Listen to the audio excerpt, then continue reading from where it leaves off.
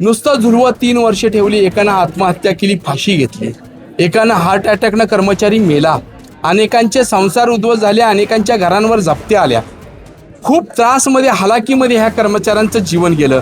सरकारच्या सहकार विभागाच्या लिक्विडिटरनं मनमानी पद्धतीनं या पद्धतीनं अचानक 205 कामगारांचं कर्मचाऱ्यांचं आयुष्य उद्ध्वस्त करणं, एक अख्खी बँक बंद करण्याचं हे या पद्धतीची प्रक्रिया राबवणं हे मुळातच हे चुकीचं केलं.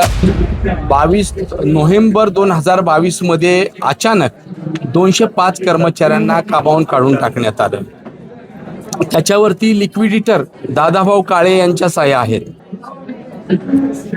बँकचे बरेच विभाग बंद करण्यात आले, फक्त रिकव्हरी चालू ठेवली.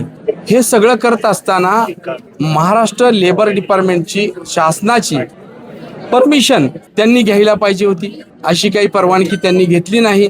अचानक तडकाफडकी या कारण 100च्या वर जर कर्मचारी असतील कुठल्याही आस्थापनामध्ये तर त्यासाठी सरकारची परवानगी घ्यावी लागते.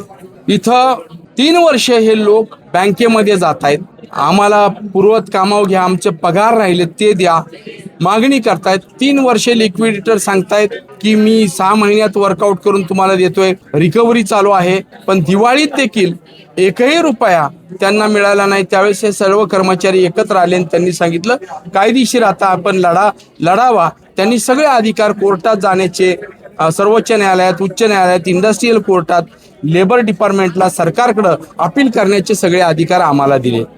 त्या अधिकाराच्या नुसार आम्ही सहाय्यक कामगार आयुक्त यांना पत्र लिहिलं आणि त्यांना विचारणा केली की काय आपण या कर्मचाऱ्यांना काढत असताना बँकेने परमिशन घेतली का. त्यांनी सांगितलं अशी कुठली परमिशन घेतलेली नाही असं त्यांच्या निदर्शनास आणलं. त्यांनी त्यांना बँकेला पत्रही पाठवलं की परमिशन काय घेतली का यांना क्लोजर करताना, तर ती घेतलेली नाही. बँक बंद करताना परमिशन घेतली नाही. सरकारच्या सहकार विभागाच्या लिक्विडिटरनं मनमानी पद्धतीनं या पद्धतीनं अचानक 205 कामगारांचं कर्मचाऱ्यांचं आयुष्य उद्ध्वस्त करणं, एक अख्खी बँक बंद करण्याचं हे या पद्धतीची प्रक्रिया राबवणं हे मुळातच हे चुकीचं केलं. त्यामुळं आता सहाय्यक कामगार आयुक्तांनी पत्र दिलं की तुम्ही यांना कामावर हजर करून घ्या. लिक्विडेटरवर ज्या काळेवर पुन्हा खटला दाखल होणार का? काही त्या लोकांनी एक आत्महत्या केलेली आहे आणि एकाचा अटॅक मृत्यू झालेला आहे, पुन्हा दाखल होणार का? यामध्ये आता सरकारकडं आम्ही तक्रार केलेली आहे.